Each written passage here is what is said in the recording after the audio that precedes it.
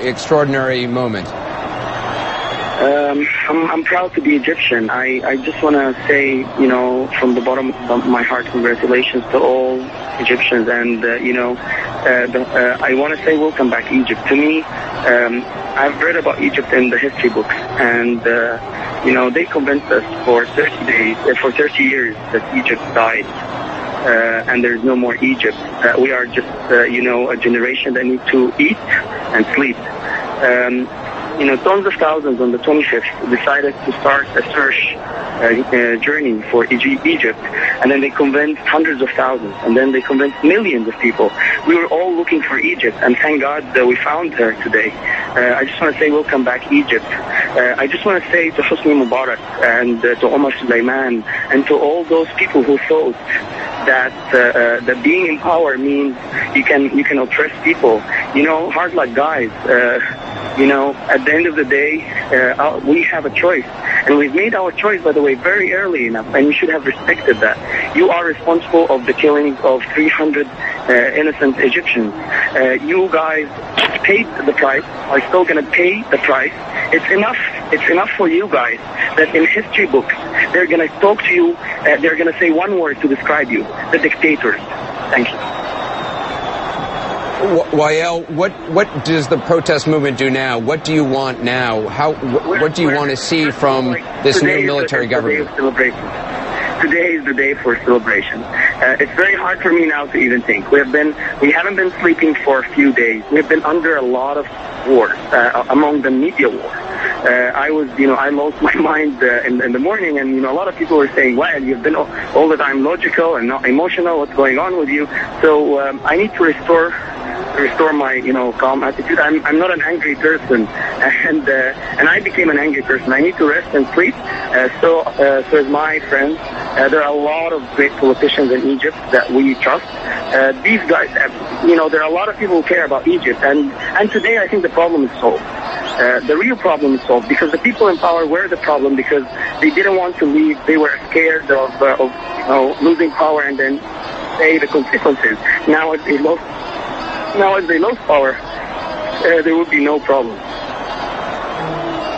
How concerned are you that the apparatus of the state repression, the secret police, the interior ministry are all still there? Come on, they are not there. We are much stronger. We're much stronger than all these guys. We're much stronger than all these guys. So I met with the Minister of Interior for so many times. I speak to him one-to-one. I tell him what I don't like. I tell him what. So this is over. 1 year ago, I said internet is going to change the political scene in Egypt. Today I will tell you, on the 25th, I said that what was Egypt before 25th of January is never going to be like Egypt after 25th of January. Today I am telling you, Egypt is going to be a democratic state. Egypt is going to start a new start, and you will be impressed how fast we will be developing. Thanks. And your thoughts at this moment also must turn to all those who have lost their lives just in the last 2 weeks. So much blood has been spilled. Those people are the real heroes. Those people are the real heroes. There are lots of people that we know that have died. And also I wouldn't forget those who are arrested. There are about 1,000 people that, no one knows where are they right now.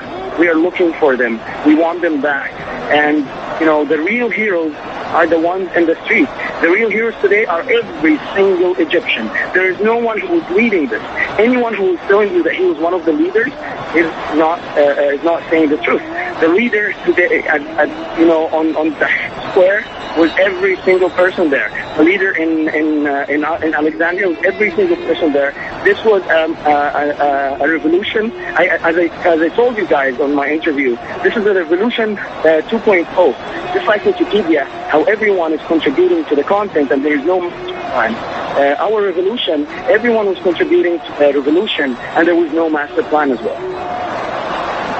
Did you believe this day would come when you set up that first website, when you were in detention and being blindfolded and held? Trust me, I fully believe. I knew it. I knew this from the day Ben Ali left Tunisia.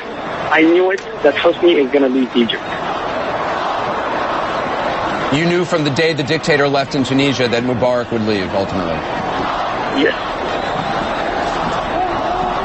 Because at the end of the day, what is the at the moment you break the psychological barrier of fear, the moment you break the fear, the moment you convince people that if they die, it's better for them to die for a good cause than to live without dignity, which is something that we all worked on in our messaging at the very beginning, then here you should be sure that you are going to win. Because these guys are so corrupted, these dictators don't care about the people, they care about their life.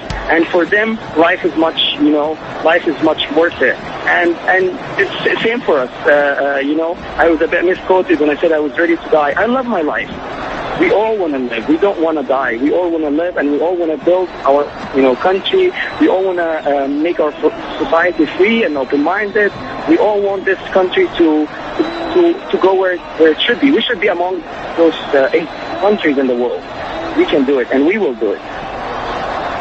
Wael, this is Wolf Blitzer in Washington. A couple questions. First of all, do you trust the High Council of the Egyptian military to supervise implementation towards democracy? I am not a political expert, and such a question right now is I wouldn't answer because I don't really have the background to answer. But what I care about now is that everyone. I trust 80 million Egyptians. I really trust 80 million Egyptians. And I really trust that these people in the street now, after breaking the psychological barrier, after being ready to die for such a good cause of liberating their country, will always make sure that whomever in power is going to work on the people's agenda.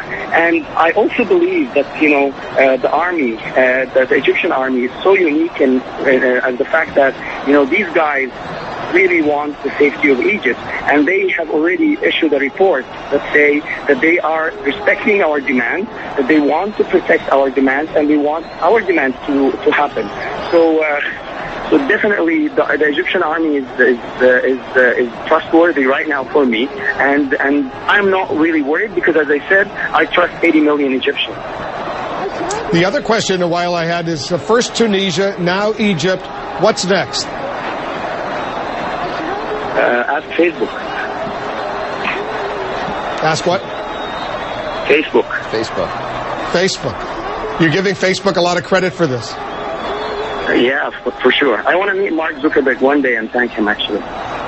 Tell us why you think Facebook and Mark Zuckerberg helped get people in Egypt and Tunisia and presumably in other countries in the not-too-distant future free. I can't talk about Tunisia. I'm talking on behalf of Egypt because... Right, so tell us about Egypt. Tunisia was a bit of a different case. This revolution started online. This revolution started on Facebook. This revolution started in June 2010 when hundreds of thousands of Egyptians started collaborating content. Like we would post a video on Facebook. It would be shared by 50,000 people on their walls within a few hours. I always said that if you want to liberate a society, just give them the internet. If you want to have a free society, just give them the internet. The reason why is that the internet is like, help you fight the media war, which was basically a war that the Egyptian government, the Egyptian regime, playing very well in 1970, 1980, 1990, and when the internet came, they really couldn't. I'm going to talk a lot about this. I plan to write a book called Revolution 2.0. That will, say everything about, from the start, from when there was nothing until the end, and highlight the role of, social media and the rest of the stuff. Wael, this is Hala Garanian at the CNN Center. But I was just curious, you've become an emblem for so many in this revolution, a figurehead. Your name, your appearances in Tahrir Square talked about. Do you want to now become involved in politics in your country? Do you want to take on a leadership role in this pro-democracy movement, Wael? I want to go back to my company and work. I think it would be a big mistake right now for me to be involved. Also, if you read history, the people who helped making the revolution should not be part of the revolution afterwards. I think my mission has been accomplished. I just need to work for a few days to make sure that the country is in safe hands, and then I need to disappear from the scene. I was not the leader, by the way. It just happened that I got all the attention that I don't deserve, and I'm not downplaying my role. This is the truth. The real people you guys should be hosting on your show was not me. It's actually the people in Tahrir Square who slept 18 days, who saw their friends and families dying beside them. Those are the real heroes, and I urge you to actually meet a lot of these guys, and don't put a lot of spotlight on people like me. At the end of the day, my role was accomplished. I really wanted this to be an anonymous movement until I was arrested, and they found out, and then a lot of speculations, and then some news agencies announced that I was the admin of the page. I really didn't want to be known for this moment because I don't want all the attention to come to to me. My mission is over. I want to go back to see my kids. I want to go back to start working. Do some work. I want to be a normal person. And this is about the Egyptian heroes. Those guys. I'm not worried about this country having to see all these people in the street right now. Wael Goneam, it's been a pleasure listening to you and hearing from you. Congratulations to you. More importantly, congratulations to all the people of Egypt right now. This is truly a revolutionary day in the history of Egypt, a proud country with thousands of years of history. We're watching new history unfold, and we want to thank you for all your good work. Thanks very much, and we hope to stay in close touch with you. I want to say a final word. Thanks to you and your folks on Tahrir Square. You guys have played a great role in saving the lives of hundreds, if not thousands of people. This regime did not care about the people, and they would have killed a lot of people if there was no international media. CNN did a great job.